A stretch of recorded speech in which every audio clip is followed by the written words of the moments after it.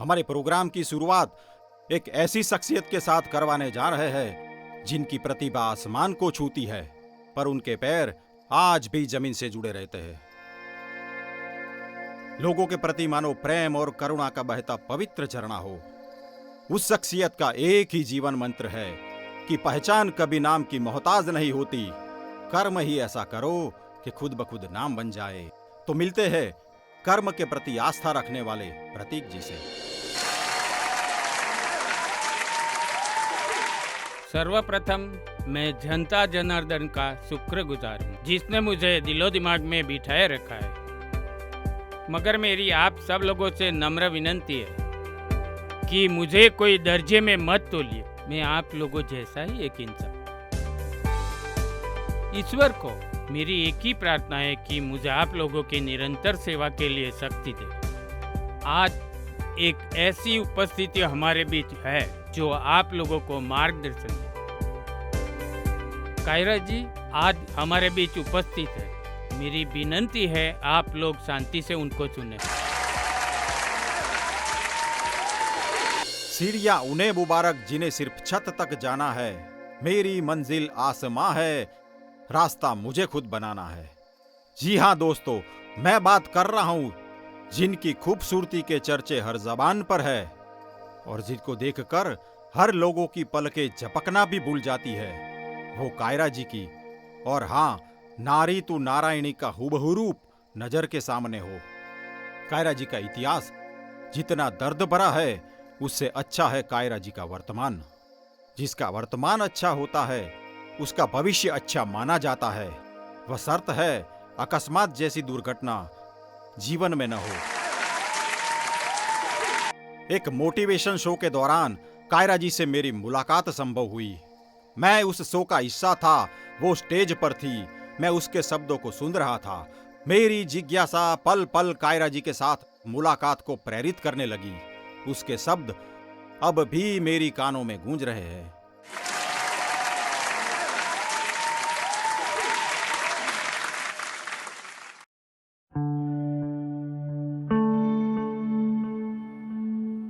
दुनिया की सबसे अनोखी और सबसे अहम बात यह है कि हम सुनते सबकी हैं और समझते भी हैं, पर मानने के लिए 100 बहाने बनाते हैं। फॉर एग्जाम्पल, एक संत अपने उपदेश में कहते हैं कि ये शरीर जब तक आत्मा का अधीन रहता है तब तक हमारे शरीर में रक्त का संचार होता है।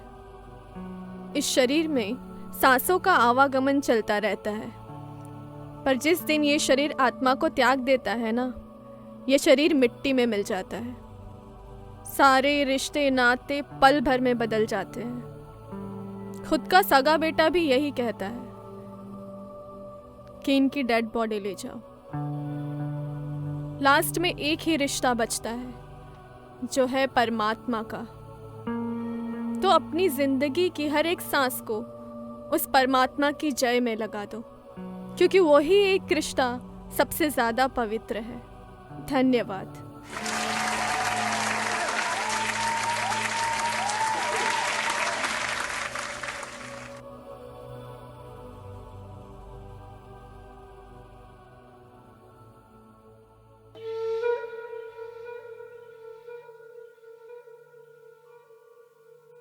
मैडम, मिस्टर राय आपसे मिलने आ गए हैं।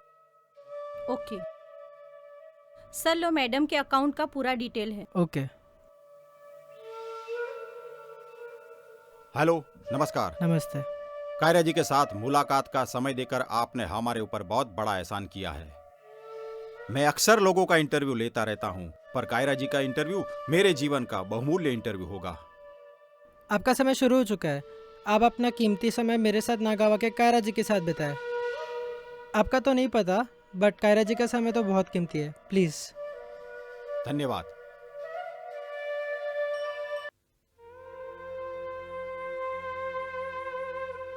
कायरा के ग्रीन रूम में स्वागत है मिस्टर राय। जी मिस्टर राय जी, बैठिए। क्या जानना चाहते हैं आप मेरे बारे में? जो कुछ भी जानते हैं वो कम पड़ गया क्या? आपके जैसी कर्तव्यपरायण लेडी के बारे में हम जितना भी जाने कम ही पड़ता है। बातों को मिठास देना कोई आप लोगों से सीखे। जी कायरा जी, हमारी मिठास पल भर के लिए होती है। आपकी बातों से लोगों की जिंदगियां संवर जाती है। जिसने अपनी खुद की जिंदगी इतने दुखों में गुजारी हो, वो भला लोगों की जिंदगी क्या संवारेगी मिस्टर राय जी। हाँ, मैंने सिर्फ अनुभव किया है, महसूस किया है। उसी अनुभव के साथ शब्दों के साथ लोगों से मिलकर अपना दर्द बांट लेती हूँ, बस। और उस दर्द को मैं दर्शकों तक पहुंचाना चाहता हूं, अगर आपकी इजाजत मिले तो। लाचार लोग आपके दर्द को समझेंगे और खुद को मजबूत बनाएंगे। हर किसी का आत्मविश्वास मेरी तरह मजबूत नहीं होता। वो मजबूती आपसे मिलेगी उन्हें। हर कोई मेरी तरह बदकिस्मत नहीं होता। आपकी तरह किसी की किस्मत भी तो नहीं होगी। अगर मेरी लाचारी जानकर कोई मेरे पास मेरा हाथ मांगने आ गया तो? आपकी लाचारी से नहीं, आपकी दौलत पर हाथ साफ करने आएंगे। Exactly right mister Rai ji, आपने मेरा दिल जीत लिया। कहिए, क्या पूछना चाहते हैं आप मुझसे? लेकिन मेरी एक शर्त रहेगी। मेरी जिंदगी का हर वो पन्ना खुलेगा आपके सामने, पर मेरी जिंदगी के हर वो पन्ने का नाम आपको बताना पड़ेगा। लोग कहते हैं कि पति पत्नी का साथ 7 जन्मों तक का होता है। पति पत्नी सुख दुख के साथी होते हैं, फिर आप अकेली क्यों? कहने को तो लोग कुछ भी कहेंगे।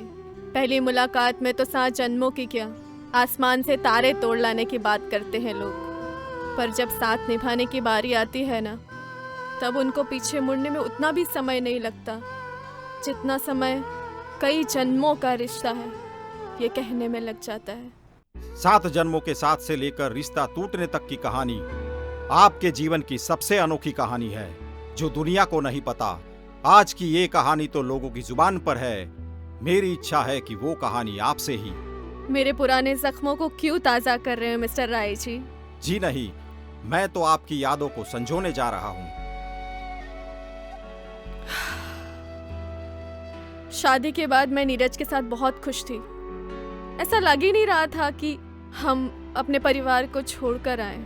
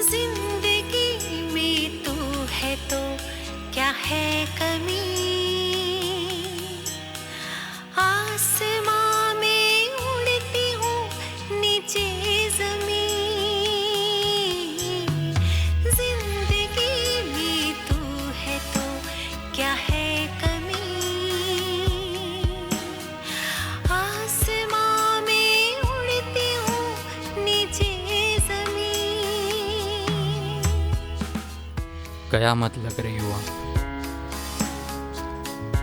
लोग कहते हैं हर जुड़ी का रिश्ता 7 जन्मों के लिए होता है, और मैं कहता हूँ कि हमारा रिश्ता कभी खत्म ही ना हो। जब तक ये दुनिया रहे तब तक मनुष्य का जन्म होता रहे, और हर जन्म में मुझे तुम ही मिलो, सिर्फ तुम ही।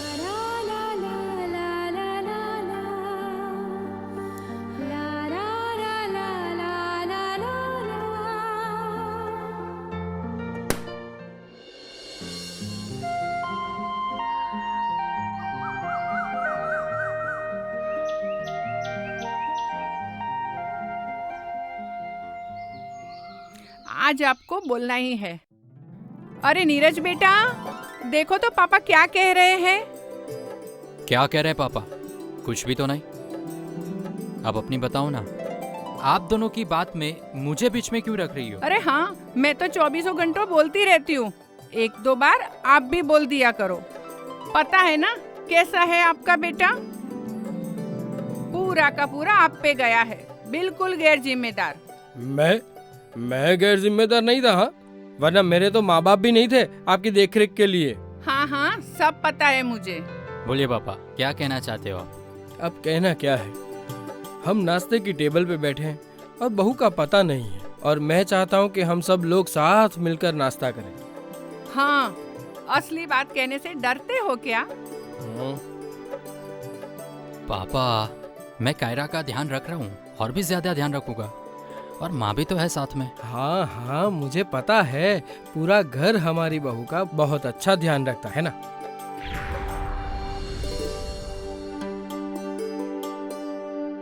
ये लीजिए पापा जी, आपके लिए स्पेशल हलवा। हाँ? यहाँ हम सब लोग तुम्हारे बारे में ही सोच रहे थे, और तुम हो कि हमारे बारे में ही सोचती रहती हो।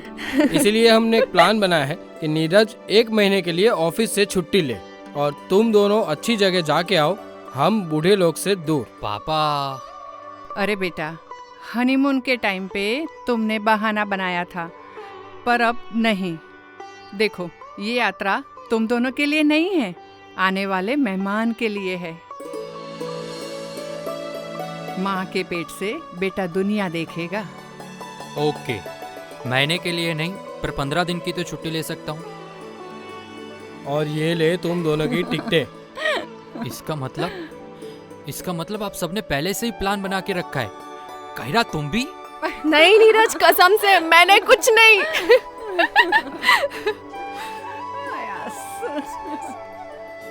Finally yes.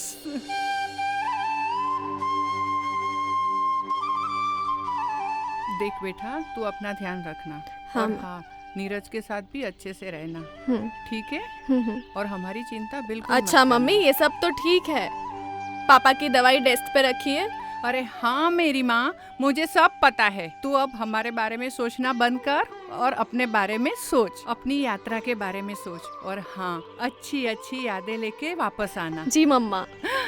ओके, चल बाय। बाय। बाय बेटा। बाय मम्मा। बाय बेटा। बाय। अच्छा हुआ नीरज मान गया, दोनों खुश रहेंगे। अच्छी बात है, दोनों मान हाँ, गए। मान गया अच्छा ना? हुआ। लगता है कायरा और नीरज की नई जिंदगी अब शुरू होगी। अब हमारे घर में नई खुशियाँ आएगी।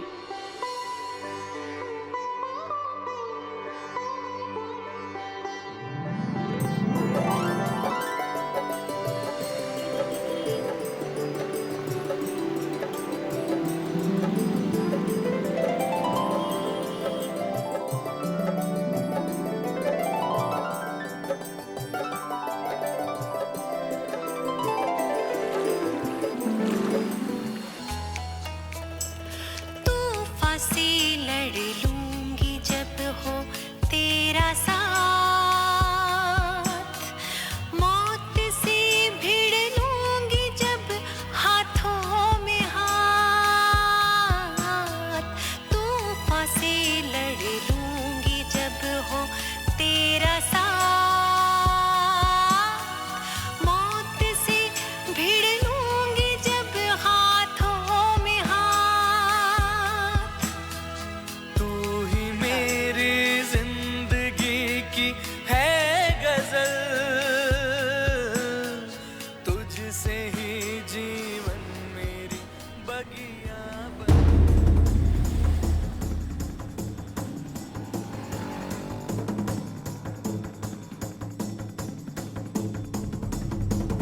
नीरज, नीरज संभाल के। नीरज, नीरज संभालो। नीरज, अरे देखो। नीरज।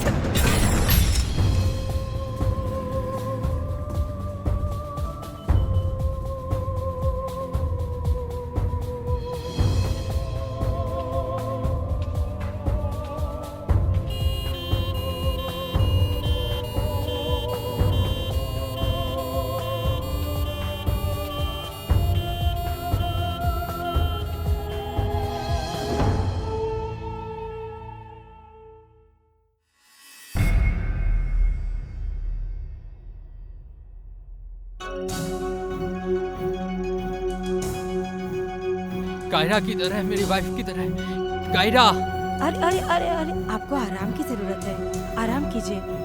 आपकी पत्नी के दोनों पैर काटने पड़े और मिसकैरेज भी हो गया। हम आपके बच्चे को बचा नहीं पाए। नहीं।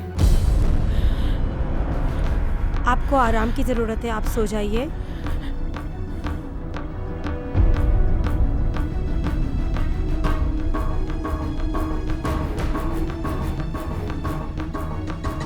ये कभी नहीं हो सकता कायरा। अब तुम मेरे कुछ काम की नहीं हो। मैंने तुम्हारे साथ शादी तुम्हारी सेवा करने के लिए नहीं की।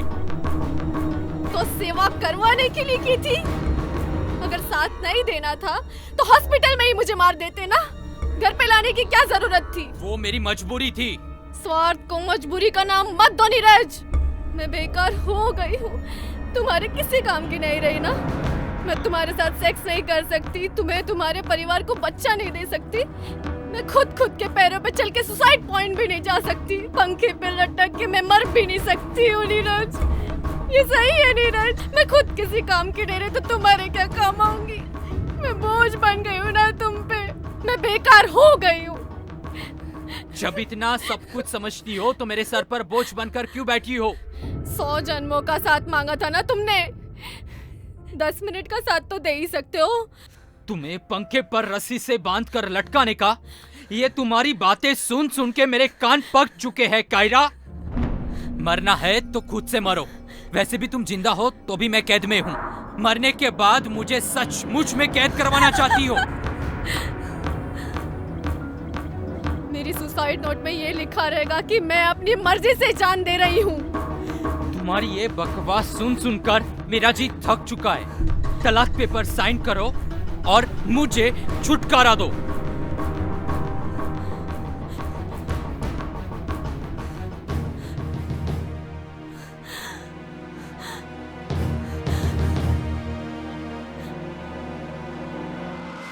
कायरा बहुत किस्मत वाली है ना, उसको अच्छा ससुराल मिला है, सब उसको प्यार करने वाले मिले हैं। हाँ तो मिलेगा ना, आखिर संस्कार किसने दिया है? बेटी मेरी है। संस्कार भले ही आपने दिया हो, लेकिन लालन पालन तो मैंने किया है ना। अच्छा बाबा ठीक है, जितनी मेरी है इससे ज्यादा तेरी है। ओहो हो, आइए आइए जमाईराज। नमस्ते। नमस्ते नमस्ते, खुश रहो। यहाँ से निकल रहा था तो सोचा आप लोगों से भी मिल लूं और कायरा का भी हालचाल पूछ लूं। कैसी है वो? आप खुद ही देख लीजिए ना। आप लोगों को ज्यादा तंग तो नहीं कर रही ना वो? जब अंदर जाकर खुद ही देख लो ना, परेशान करती है कि नहीं? मम्मी, मेरा कहने का मतलब ये नहीं था। मेरा मतलब भी वही नहीं था बेटा। जाओ। इन दोनों को देख के मुझे अपने दिन याद आ गए। अच्छा। जब तक मैं अच्छी थी तब तक आप मुझसे 2 मिनट भी दूर नहीं रहना चाहते थे। आज मैं अपाहिज क्या हो गई कि आप मेरी जिंदगी से ही पीछा छुड़ाना चाहते हैं। तुम्हारे बाप को मैंने फोन कर दिया है और वो अभी आता ही होगा। अब तो तुम्हारे घर पे आएगा मेरा वकील, और वो भी तलाक पेपर के साथ, समझी?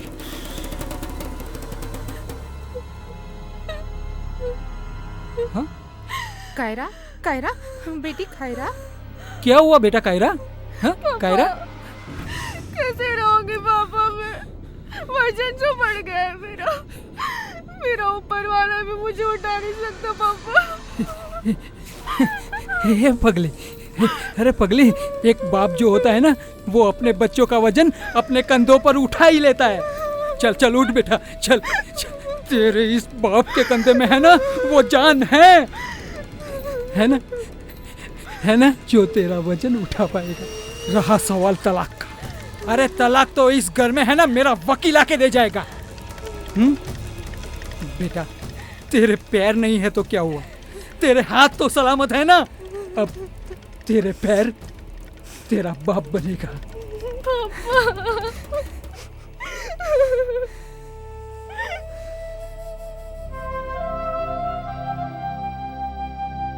और मेरे पापा मेरे पैर बने। मैंने अपने बचपन के शौक को जिद में बदल दिया, पेंटिंग शुरू कर दी और उसमें से एक पेंटिंग इतनी फेमस हो गई कि उसने मुझे फेमस कर दिया। आप इतना टूटे हुए थे तो इतनी हिम्मत कहां से और किस वक्त आई? देखिए, हिम्मत हारने के लिए 100 बहाने हैं, जीतने के लिए एक काफी है। मरने के लिए 100 बहाने हैं, जीने के लिए सिर्फ एक काफी है। बस फर्क इतना है कि उस बहाने को ढूंढने के लिए उस वाक्य को समझो जो मैंने समझा और ढूंढा। आप भी वही करिए। नमस्ते। नमस्ते। चुप रही है खंजर बन के, दर्द कैसे सहूंगी। आग है ये जिंदगी, क्यों राख बन के जीऊंगी। बोल के गुनाह क्या मैं जख्म कैसे सियूंगी। बोल के गुनाह क्या मैं जख्म कैसे सियूंगी। ओ माँ, तुझे चुप न रहने दूंगी, तुझे चुप न रहने दूंगी, तुझे चुप